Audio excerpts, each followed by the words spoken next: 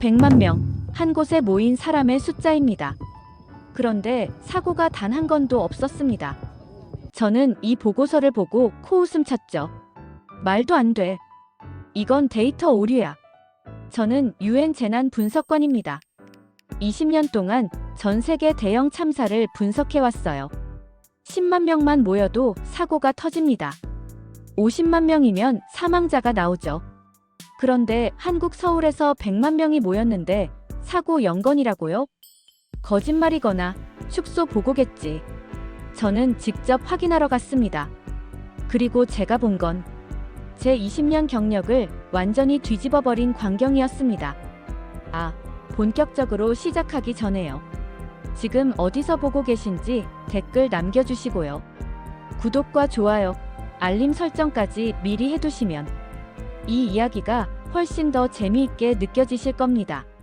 저는 마르틴 슈미트입니다. 유엔 재난위험감소사무국에서 20년째 일하고 있죠. 제 업무는 간단합니다. 전 세계에서 발생하는 대형 인파 사고를 분석하고 각국 정부의 예방 가이드라인을 제시하는 겁니다. 2023년 10월 제네바 본부에서 정기회의가 열렸습니다. 각국에서 보고된 재난 데이터를 검토하는 자리였죠. 인도 축제 압사 사고, 브라질 카니발 부상자 통계, 사우디 메카 순례 사망 사건 같은 것들이었습니다. 저는 이런 숫자들에 익숙했어요. 10만 명이 모이면 최소 50건의 부상자가 나옵니다. 50만 명이면 사망자가 나오는 게 통계적으로 정상이죠. 그런데 그날 한국 담당 분석관이 보고서 하나를 올렸습니다. 제목을 보는 순간 저는 커피를 놓칠 뻔했어요. 서울 세계 불꽃 축제, 참가 인원 100만 명, 사고 건수 0건. 저는 즉시 손을 들었습니다. 이거 집계 오류 아닙니까? 담당관이 고개를 저었어요. 3번 재검증했습니다. 경찰청, 소방청, 보건당국 모두 동일한 보고를 했습니다. 100만 명이요? 한강변에 100만 명이 모였는데 사고가 단 한 건도 없다? 네, 그렇습니다. 회의실이 술렁거렸습니다. 옆에 앉은 프랑스 동료가 웃으며 말했죠. 한국 정부가 숫자를 축소 보고한 거 아닐까? 저는 고개를 끄덕였습니다. 그럴 가능성이 높다고 생각했어요. 아니면 참가 인원을 과장했거나요. 100만 명이 모였는데 사고가 없다는 건 물리적으로 불가능합니다. 제가 20년 동안 분석한 수천 개의 재난 데이터 중에서 이런 사례는 단 한 번도 없었으니까요. 회의가 끝난 후 저는 사무실로 돌아와 한국 데이터를 다시 들여다봤습니다. CCTV 영상 분석, 응급 출동 기록, 병원 이송 현황까지 전부 확인했죠. 그런데 이상했어요. 데이터가 너무 깔끔했습니다. 조작된 것처럼요. 이건 말이 안 돼. 저는 중얼거렸습니다. 통계적으로, 과학적으로, 경험적으로 말이 안 됐어요. 100만 명이 모이면 최소한 취객 몇 명, 실신자 몇 명, 다툼 몇 건은 나와야 정상입니다. 그런데 아무것도 없다니요. 저는 결심했습니다. 직접 가보기로요. 데이터는 거짓말을 할 수 있지만 현장은 거짓말을 하지 않으니까요. 만약 이게 정말 사실이라면 재난 대응의 역사를 다시 써야 할 겁니다. 그리고 만약 거짓이라면 유엔 보고서에서 삭제해야 하고요. 저는 항공권 예약 사이트를 켰습니다. 서울행 직항편을 검색했죠. 회의적인 마음으로요. 솔직히 말하면 저는 이게 과장된 보고서일 거라 확신했습니다. 하지만 확인은 해야 했어요. 그게 제 일이니까요. 다음 주 서울 불꽃 축제 일정을 확인하고 저는 예약 버튼을 눌렀습니다.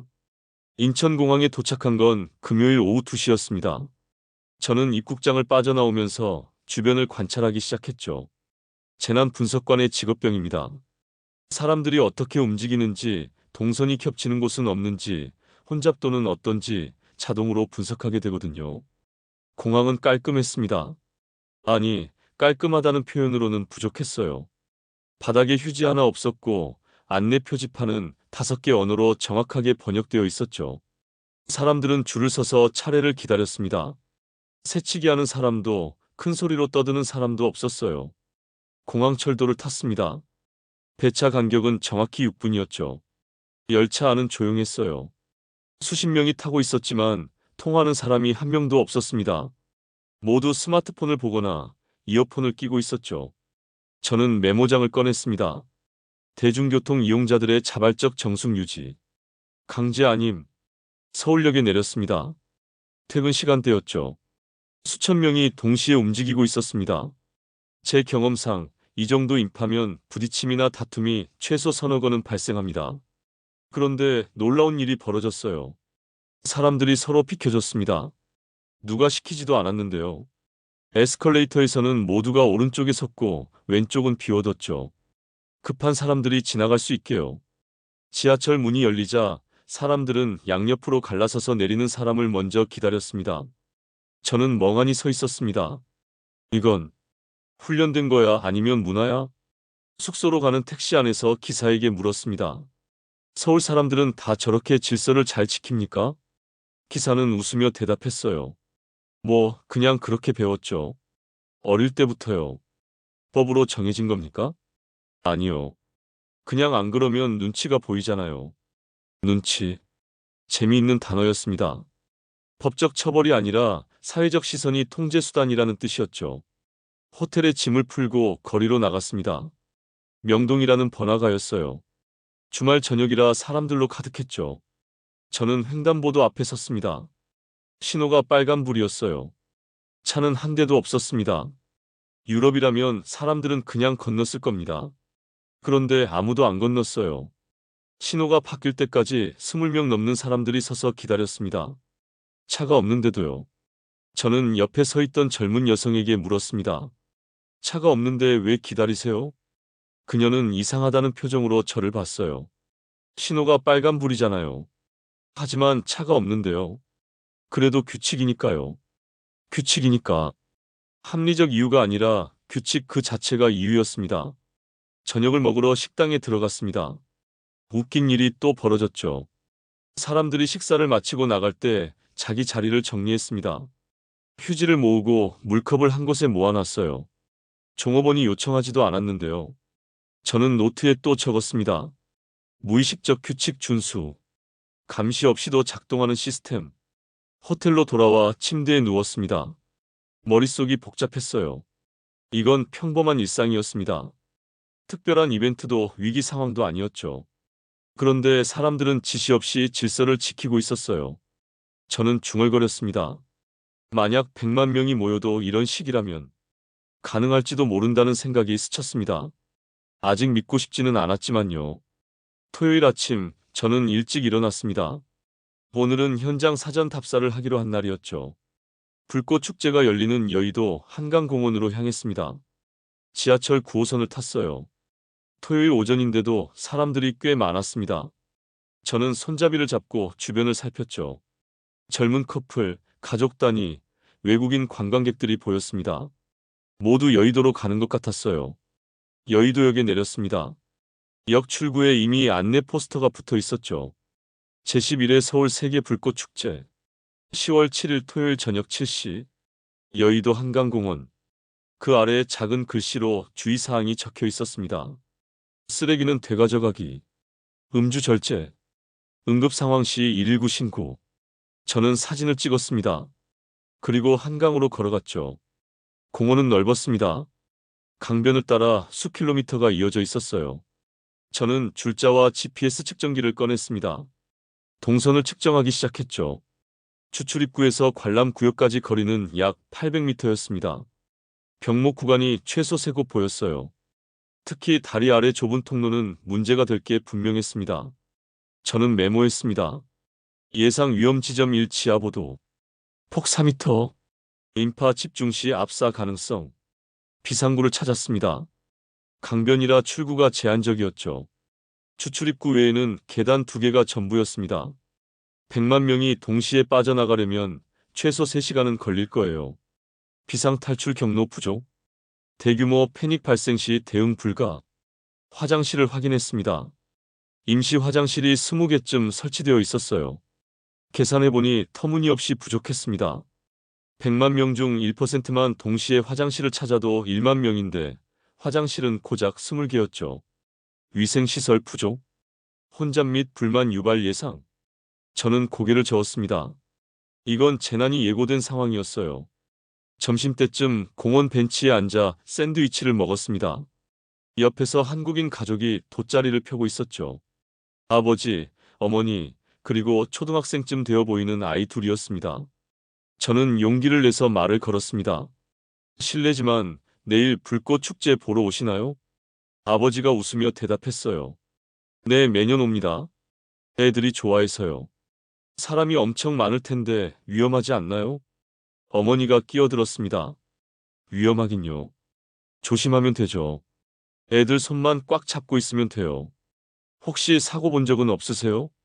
글쎄요, 저는 없는데요. 사람 많아서 불편하긴 하지만 위험하다고 느낀 적은 없어요. 저는 놀랐습니다. 이 사람들은 너무 태평했어요. 100만 명이 모이는 행사인데 마치 동네 공원 산책 나온 것처럼 여유로웠죠. 오후 내내 저는 현장을 돌아다녔습니다. 자원봉사자들이 텐트를 치고 있었어요. 대학생으로 보이는 젊은이들이었습니다. 저는 그들에게 다가갔죠. 실례합니다. 자원봉사자이신가요? 한 여학생이 고개를 끄덕였습니다. 네, 내일 안내봉사하러 왔어요. 훈련은 받으셨어요? 오늘 오전에 2시간 받았어요. 주로 길 안내하고 미아 발생하면 도와주고 그런 거요. 100만 명 온다는데 무섭지 않아요? 그녀는 웃었습니다. 처음엔 떨렸는데 작년에도 해봤거든요. 생각보다 괜찮아요. 사람들이 협조 잘해주셔서요. 협조를 잘해준다. 저는 그 말이 믿기지 않았습니다. 해가 지기 시작했어요. 저는 한강 다리 위에 서서 공원을 내려다봤습니다. 넓은 강변, 제한된 출입구, 부족한 시설. 모든 게 재난의 조건을 갖추고 있었죠. 저는 노트에 마지막 줄을 적었습니다. 모든 물리적 조건이 위험을 가리킨다. 그런데 사람들은 평온하다. 이건 오히려 더 위험하다. 과잉 신뢰는 방심을 부르고 방심은 대형 사고를 만든다. 호텔로 돌아오는 길, 저는 불안했습니다. 내일 이곳에서 뭔가 일어날 것 같았어요. 통계적으로, 경험적으로, 과학적으로 봤을 때 사고가 안 날 수가 없었으니까요. 저는 중얼거렸습니다. 내일 밤 내가 옳았다는 게 증명될 거야. 하지만 마음 한구석에서는 다른 목소리가 속삭였습니다. 만약 내가 틀렸다면? 일요일 오후 3시 저는 다시 여의도에 도착했습니다. 불꽃 축제 시작까지 4시간이 남은 시점이었죠. 이미 사람들이 모이기 시작하고 있었습니다.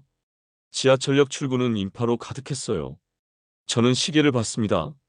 오후 3시 15분. 역에서 나오는 사람들의 숫자를 세기 시작했죠.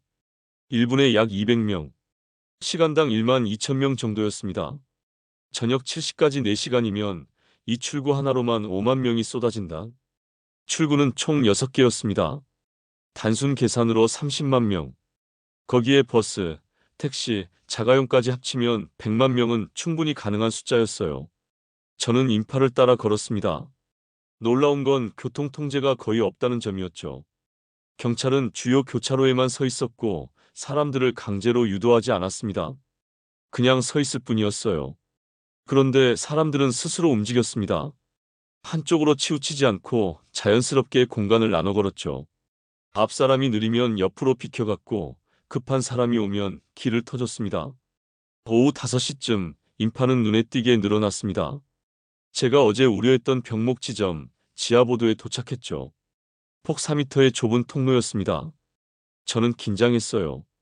이곳에서 사고가 날 거라고 확신했거든요. 수백 명이 동시에 몰려들었습니다. 저는 숨을 죽였죠. 그런데 놀라운 일이 벌어졌습니다. 사람들이 자연스럽게 두 줄로 나뉘었어요. 양쪽에서 오는 사람들이 서로 공간을 양보하며 지나갔습니다. 밀지도 서두르지도 않았죠. 마치 보이지 않는 신호에 따라 움직이는 것 같았습니다. 저는 그 모습을 카메라에 담았습니다. 유럽 동료들에게 보여줘도 안 믿을 장면이었어요. 오후 6시 본격적인 인파가 시작됐습니다. 강변은 이미 사람들로 빼곡했죠. 돗자리를 펼친 가족들, 3, 4, 5 모여 앉은 친구들, 커플들이 자리를 잡고 있었습니다. 저는 인파 속을 걸으며 관찰했습니다. 사람들은 자기 자리에서 조용히 기다리고 있었어요. 큰 소리로 떠드는 사람도, 술 마시고 비틀거리는 사람도 거의 없었습니다. 자원봉사자 한 명이 확성기를 들고 안내했습니다. 여러분, 쓰레기는 되가져가 주시고요. 길 한가운데는 비워주세요. 응급 상황 대비해서요. 강제가 아니었습니다. 부탁이었죠. 그런데 사람들이 따랐어요. 돗자리를 옆으로 조금씩 밀고 가운데 공간을 비웠습니다. 누가 시키지도 않았는데요. 저는 멍하니 서 있었습니다. 지시하는 사람이 없다. 그런데 100만 명이 일사불란하게 움직이고 있다. 오후 6시 40분, 해가 지기 시작했습니다. 어둠이 내리자 사람들이 스마트폰 불빛을 켰어요. 수만 개의 불빛이 강변을 밝혔습니다. 장관이었죠. 저는 높은 곳으로 올라가 전체를 내려다봤습니다. 한강 양쪽 강변에 인파가 가득했어요. 대충 봐도 수십만 명은 되어 보였습니다. 그런데 혼란이 없었어요. 사람들은 각자 자리에서 조용히 기다리고 있었습니다. 아이들은 부모 옆에 앉아 있었고 젊은이들은 웃으며 이야기를 나눴죠. 노인들도 편하게 의자에 앉아 계셨습니다. 저는 노트를 꺼냈습니다. 오후 6시 40분. 예상 인원 80만 명 이상. 사고 건수 0. 2에 불과. 바로 그때였습니다. 확성기에서 방송이 나왔어요. 잠시 후 7시에 불꽃쇼가 시작됩니다. 자리에서 안전하게 관람해 주시기 바랍니다. 사람들이 박수를 쳤습니다. 환호성도 들렸죠. 하지만 아무도 일어나지 않았어요. 앞으로 달려가지도 않았습니다. 모두 자기 자리에 그대로 앉아 있었죠. 저는 이해할 수 없었습니다. 유럽이라면 사람들이 앞으로 몰려갔을 겁니다. 더 잘 보려고, 더 가까이 가려고요. 그리고 그 과정에서 밀림과 압사가 발생하죠. 그런데 여기선 아무도 안 움직였어요. 7시 정각, 첫 불꽃이 하늘로 올라갔습니다. 터지는 소리와 함께 형형색색의 빛이 밤하늘을 수놓았죠. 사람들이 탄성을 질렀습니다. 저는 불꽃을 보지 않았습니다. 대신 사람들을 봤어요. 100만 명이 같은 하늘을 바라보고 있었습니다. 밀지도 싸우지도 다투지도 않고요. 그저 조용히 질서 있게 함께 감상하고 있었죠. 저는 중얼거렸습니다. 이건 통제가 아니야. 합의다. 100만 명의 암묵적 합의. 그 순간 제 20년 경험이 흔들리기 시작했습니다. 불꽃쇼가 시작된 지 30분쯤 지났을 때였습니다. 저는 인파 사이를 천천히 걸으며 관찰하고 있었죠. 카메라로 사람들의 모습을 찍고 메모를 하면서요. 그때 비명소리가 들렸습니다. 지우야, 지우야. 여성의 목소리였어요. 다급했습니다. 저는 그쪽으로 고개를 돌렸죠. 30대쯤 되어 보이는 여성이 주변을 두리번거리고 있었습니다. 얼굴이 새하얗게 질려 있었어요. 옆에 있던 남성 아마 남편인 듯한 사람이 그녀의 어깨를 붙잡았습니다. 진정해. 멀리 안 갔을 거야. 방금 전까지 여기 있었는데 손 놓은 사이에. 여성이 울먹이기 시작했습니다. 전형적인 미아 사건이었죠. 저는 긴장했습니다. 100만 명 속에서 아이를 찾는 건 거의 불가능합니다. 통계적으로 이런 상황에서 아이를 찾는데 평균 2시간이 걸리죠. 최악의 경우엔 사고로 이어지기도 합니다. 주변 사람들이 상황을 눈치챘어요. 한 중년 남성이 다가왔습니다. 아이가 몇 살이에요? 7살이요. 분홍색 점퍼 입고. 알겠습니다. 제가 자원봉사자 불러올게요.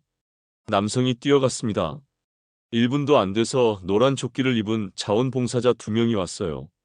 실종 아동 신고 접수했습니다. 아이 특징 말씀해 주세요. 어머니가 떨리는 목소리로 대답했습니다. 7살 여자이고요. 분홍색 점퍼에 흰색 운동화. 자원봉사자가 무전기를 꺼냈습니다. 본부, 이쪽 D구역입니다. 실종 아동 발생. 7살 여아, 분홍 점퍼, 흰 운동화. 수색 요청합니다. 무전기에서 즉시 답이 왔어요. 본부 확인. CCTV 확인 시작합니다. 드론 투입합니다. 드론? 저는 놀랐습니다. 축제 현장에 드론을 띄워놨다는 겁니까? 1분 후 하늘에서 윙윙거리는 소리가 들렸습니다. 작은 드론 한 대가 상공을 천천히 돌고 있었어요. 열화상 카메라가 달려 있었죠. 주변 시민들도 움직이기 시작했습니다. 한 여대생이 스마트폰을 꺼내 SNS에 글을 올렸어요. 여의도 D구역 7살 여아 실종. 분홍 점퍼. 목격자 제보 부탁드려요. 옆에 있던 아주머니가 주변 사람들에게 소리쳤습니다. 여기 계신 분들, 분홍 점퍼 입은 여자애 못 보셨어요?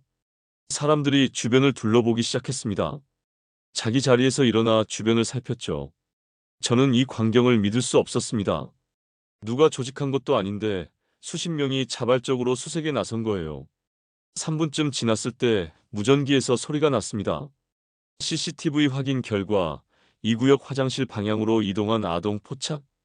드론 추적 중. 자원봉사자가 부모에게 말했습니다. 이 구역으로 가보시죠. 저희가 안내하겠습니다. 부모와 자원봉사자가 인파를 헤치고 이동했습니다. 저도 뒤를 따라갔어요. 이 상황이 어떻게 끝날지 보고 싶었거든요. 이 구역까지는 약 200m 거리였습니다. 사람들이 빽빽했지만 길을 비켜줬어요. 누군가 소리쳤습니다. 실종 아동 찾으시는 분 지나갑니다. 사람들이 양쪽으로 갈라섰습니다. 바다가 갈라지듯이요. 화장실 앞에 도착했을 때 또 다른 자원봉사자가 아이를 데리고 서 있었습니다. 분홍색 점퍼를 입은 여자아이였죠. 어머니가 아이에게 달려갔습니다. 지우야, 엄마. 아이가 울면서 어머니 품에 안겼습니다. 주변 사람들이 박수를 쳤어요. 안도의 한숨도 들렸죠. 저는 시계를 봤습니다. 신고 접수부터 아이 발견까지 정확히 7분이었습니다. 7분. 유럽이라면 2시간도 모자랄 상황이었어요. 자원봉사자가 부모에게 말했습니다. 다행입니다. 아이가 화장실 찾으러 갔다가 길을 잃었대요. 이제 손 꼭 잡고 계세요. 아버지가 고개를 숙였습니다. 정말 감사합니다. 아니에요. 다들 도와주셔서 빨리 찾았죠. 저는 멍하니 서 있었습니다. CCTV, 드론, 무전 시스템, 자원봉사자, 그리고 시민들의 자발적 협조. 이 모든 게 7분 만에 유기적으로 작동했습니다. 이건 훈련된 구조 조직 같았어요. 그런데 대부분은 그냥 시민이었습니다. 저는 노트에 적었습니다. 실종 아동 사건. 신고부터 발견까지 7분. 시스템이 아니라 문화가 작동했다. 불꽃쇼는 계속되고 있었습니다. 하늘에서 화려한 빛이 터졌죠. 하지만 저는 불꽃을 보지 않았습니다. 여전히 사람들을 보고 있었어요. 제가 알던 재난 이론이 무너지고 있었습니다. 불꽃쇼가 절정에 이르렀을 때였습니다. 하늘이 온통 황금빛과 붉은빛으로 물들었죠. 사람들의 환호성이 강변을 가득 채웠습니다. 저는 시구역 쪽으로 이동하고 있었어요. 다양한 구역의 상황을 기록하고 싶었거든요. 그때 앞쪽에서 소란이 일었습니다. 사람 쓰러졌어요. 여성의 다급한 목소리였습니다. 저는 그쪽으로 달려갔죠. 50대쯤 되어 보이는 남성이 바닥에 누워 있었습니다. 얼굴이 창백했고 눈을 감고 있었어요. 옆에 있던 여성, 아마 아내인 듯한 사람이 남성을 흔들고 있었습니다. 여보, 정신 차려. 여보. 남성은 반응이 없었습니다. 주변 사람들이 둘러쌌어요. 저는 심장이 내려앉았습니다. 이건 심각한 상황이었죠. 100만 명 속에서 응급 환자가 발생하면 구급차가 도착하는 데만 최소 30분은 걸립니다. 그 시간 동안 사람은 죽을 수도 있어요. 그런데 놀라운 일이 벌어졌습니다. 군중 속에서 한 남성이 앞으로 나왔어요. 30대 후반쯤 되어 보였습니다. 저 의사입니다. 비켜주세요. 사람들이 즉시 길을 터줬습니다. 남성이 쓰러진 사람 옆에 무릎을 꿇고 맥박을 확인했죠. 맥박 안 뛰어요. 심정지입니다. 그가 재킷을 벗으며 소리쳤습니다. 누가 119 신고하고 AED 가져올 수 있는 분. 즉시 2명이 움직였어요. 한 명은 전화기를 꺼냈고 다른 한 명은 뛰어갔습니다. 의사가 심폐소생술을 시작했습니다. 가슴을 규칙적으로 압박했죠. 하나, 둘, 셋. 그때 또 다른 여성이 앞으로 나왔습니다. 저 간호사예요. 도와드릴게요. 인공호흡 부탁합니다. 두 사람이 호흡을 맞춰 응급처치를 시작했습니다. 주변 사람들은 조용히 지켜봤어요. 누구 하나 떠들거나 사진 찍는 사람이 없었습니다. 저는 시계를 봤습니다. 오후 7시 48분. 1분쯤 지났을 때 AED를 가지러 갔던 사람이 달려왔습니다. 노란색 기기를 들고 있었어요. 여기요. 의사가 AED를 받아 환자 옆에 놓았습니다. 전원을 켰죠. 패드 부착합니다. 다들 떨어져 주세요. 자동 음성이 흘러나왔습니다. 심장 리듬 분석 중입니다. 환자에게서 떨어지세요. 몇 초 후, 제세동이 필요합니다. 충전 중입니다. 비프 소리와 함께 환자의 몸이 움찔했습니다. 의사가 다시 맥박을 확인했어요. 고개를 저었습니다. 다시 합니다. 심폐소생술이 재개됐습니다. 30회 압박, 2회 인공호흡. 정확한 리듬이었죠. 그때 하늘에서 윙윙거리는 소리가 들렸습니다. 드론이었어요. 천천히 내려와 의사 옆에 착륙했습니다. 드론 밑면에 작은 상자가 달려 있었습니다. 의사가 상자를 열었어요. 추가 AED 패드와 산소 마스크가 들어있었죠. 본부에서 보낸 겁니다. 자원봉사자가 설명했습니다. 저는 입을 다물지 못했습니다. 드론으로 응급 장비를 전달한다고요? 의사가 산소 마스크를 환자에게 씌웠습니다. 그리고 다시 심폐소생술을 계속했죠. 2분쯤 지났을 때 환자가 기침을 했습니다. 맥박 돌아왔어요. 간호사가 소리쳤습니다. 주변 사람들이 안도의 한숨을 내쉬었어요. 의사가 환자를 옆으로 눕혔습니다. 회복 자세였죠. 의식은 아직 없지만 맥박이 안정됐습니다. 구급차 올 때까지 이 자세 유지하겠습니다. 그때 사람들이 길을 비켰습니다. 구급대원 2명이 들것을 들고 달려왔어요. 119 구급대입니다. 상황 보고 부탁드립니다. 의사가 신속하게 설명했습니다. 50대 남성, 심정지 발생 후 즉시 CPR 시행, AED 2회 사용, 현재 맥박 회복. 의식은 아직 없습니다. 알겠습니다. 저희가 인계받겠습니다. 구급대원들이 환자를 들것에 옮겼습니다. 아내가 울면서 따라갔죠. 의사가 일어서며 손을 털었습니다. 간호사가 그에게 말했어요. 수고하셨어요. 당연한 일했을 뿐이죠. 주변 사람들이 박수를 쳤습니다. 의사는 쑥스러운 듯 손을 흔들며 자리로 돌아갔어요. 저는 시계를 다시 봤습니다. 오후 7시 54분. 심정지 발생부터 구급차 인계까지 정확히 6분이었습니다. 6분. 일반 시민 의사의 즉각 대응, 자발적 협조, 드론 장비 전달, 신속한 구급대 도착. 이 모든 게 완벽하게 맞물렸습니다. 저는 노트를 꺼냈습니다. 손이 떨렸어요. 심정지 환자 발생. 6분 만에 생명 구조. 이건 시스템이 아니다. 이건 문화다. 불꽃쇼는 여전히 계속되고 있었습니다. 하지만 저는 더 이상 불꽃을 보지 않았어요. 사람들을 봤습니다. 100만 명 속에서 누군가 쓰러지면 누군가 나섭니다. 의사가 있으면 의사가, 간호사가 있으면 간호사가. 그리고 나머지 사람들은 조용히 길을 터주고 도울 방법을 찾습니다. 이건 전 세계 어디에도 없는 광경이었습니다. 저는 중얼거렸습니다. 내가 지금 뭘 보고 있는 거지? 불꽃쇼가 끝난 건 밤 9시였습니다. 마지막 불꽃이 터지고 하늘이 다시 어두워졌죠. 사람들이 박수를 쳤습니다. 환호성도 들렸어요. 저는 긴장했습니다. 이제부터가 진짜였거든요. 100만 명이 동시에 빠져나가기 시작하면 혼란이 일어납니다. 밀림, 다툼, 압사. 통계적으로 가장 위험한 순간이죠. 사람들이 일어나기 시작했습니다. 돗자리를 걷고 짐을 챙겼어요. 저는 주변을 주시했습니다. 그런데 이상했어요. 아무도 서두르지 않았습니다. 가족 단위 사람들은 천천히 짐을 정리했죠. 젊은이들은 앉아서 담소를 나눴습니다. 노인들은 여유롭게 자리에서 일어났어요. 한 아버지가 아이에게 말했습니다. 천천히 가자. 어차피 사람 많아. 어머니가 웃으며 대답했죠. 그러게. 급할 거 없어. 저는 믿을 수 없었습니다. 유럽이라면 사람들이 출구로 달려갔을 거예요. 먼저 나가려고 밀치고 서로 부딪혔을 겁니다. 그런데 여기선 모두가 느긋했습니다. 15분쯤 지나자 사람들이 조금씩 이동하기 시작했어요. 하지만 질서 있게 움직였습니다. 줄을 서서 차례대로요. 저는 인파를 따라 천천히 걸었습니다. 그때 눈에 띈 게 있었어요. 사람들이 쓰레기를 줍고 있었습니다. 한 여대생이 비닐봉지를 들고 주변 쓰레기를 담고 있었어요. 옆에 친구가 물었습니다. 너 봉사자야? 아니, 그냥 버리고 가기 그래서. 나도 도와줄게. 두 사람이 함께 주변을 청소하기 시작했습니다. 몇 미터 떨어진 곳에서는 가족이 똑같이 하고 있었어요. 아버지가 큰 봉지를 들고 아이들이 캔과 병을 주워 담았죠. 아빠, 이것도 쓰레기야? 그래, 너. 저는 멈춰 섰습니다. 주변을 둘러봤어요.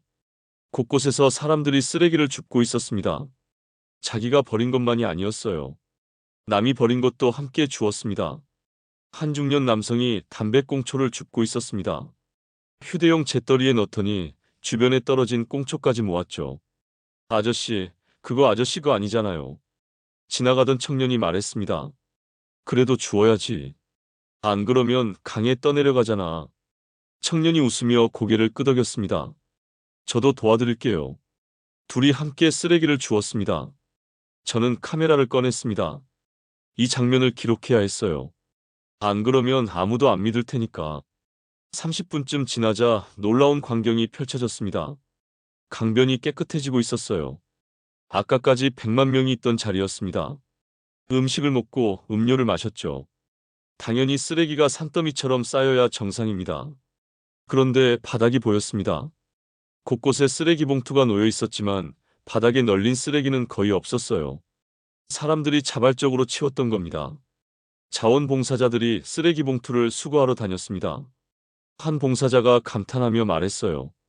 올해가 제일 깨끗한 것 같아요. 작년보다 나아요? 훨씬요. 사람들 의식이 점점 좋아지는 것 같아요.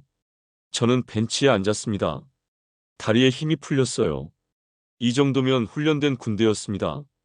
그런데 계급도 상명하복도 없었죠. 누가 시키지도 않았어요. 사람들이 스스로 자발적으로 움직였습니다.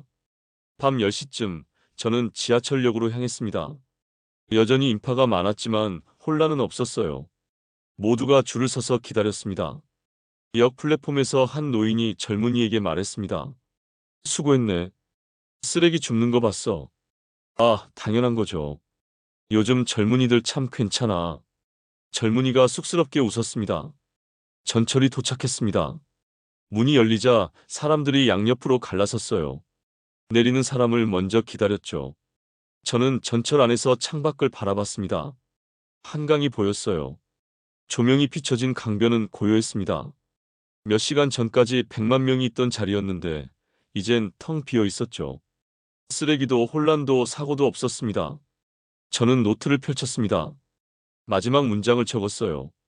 축제는 끝났다. 하지만 진짜 놀라운 건 축제가 끝난 후였다. 100만 명이 흔적도 없이 사라졌다. 질서 있게 깨끗하게. 이건 기적이 아니다. 이건 문화다. 전철이 출발했습니다. 저는 창밖을 보며 생각했어요. 내일 유엔에 뭐라고 보고해야 할까?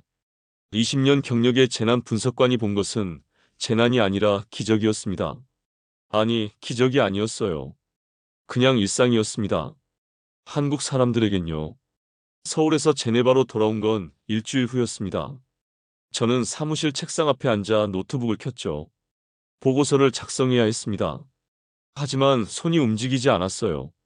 뭐라고 써야 할까요? 100만 명이 모였는데 사고가 없었다? 시민들이 자발적으로 질서를 지켰다?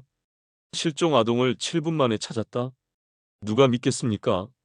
저도 직접 보지 않았다면 안 믿었을 겁니다. 결국 저는 보고서 대신 영상을 편집했습니다. 제가 찍은 현장 영상들이었죠. 실종 아동 수색 장면, 심정지 환자 구조 장면, 쓰레기를 줍는 시민들. 유엔 긴급회의에서 영상을 틀었습니다. 회의실이 조용해졌어요.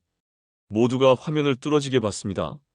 영상이 끝나자 프랑스 동료가 물었습니다. 이거 연출 아닙니까?